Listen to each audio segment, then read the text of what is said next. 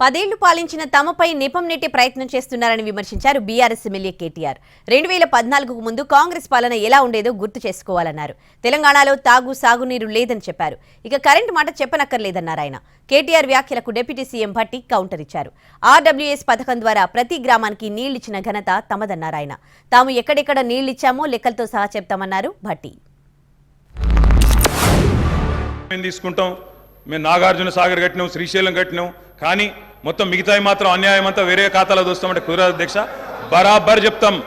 ఆనాటి మీ గొప్ప ఘనత వహించిన ప్రభుత్వంలో ఆనాడు మీరు చూపెట్టిన అద్భుతాలు ఇవే కదా అధ్యక్ష. ఒక్క మాటలో చెప్పాలంటే అధ్యక్ష, వీళ్ళ పాలనలో తాగునీటికి దిక్కు లేదు, సాగునీటికి దిక్కు లేదు, కరెంట్ అనేది అడ్రస్సే లేదు. ఏం చేశారనుకుంటున్నారో చెప్పండి, మేము ఏం చేయాలనుకుంటున్నారో చెప్పండి.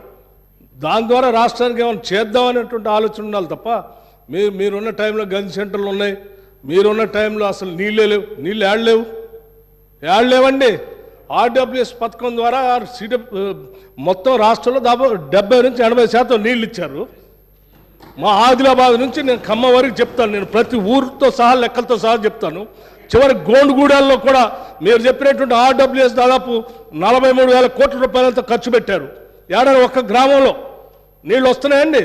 ఇప్పటికి కూడా ఐటీడీ నీళ్ళే తాగుతూ ఉన్నాం, వేసినటువంటి బోర్లు బావిలో నుంచి నీళ్లు తాగుతున్నాం చెప్తా ఉన్నారు.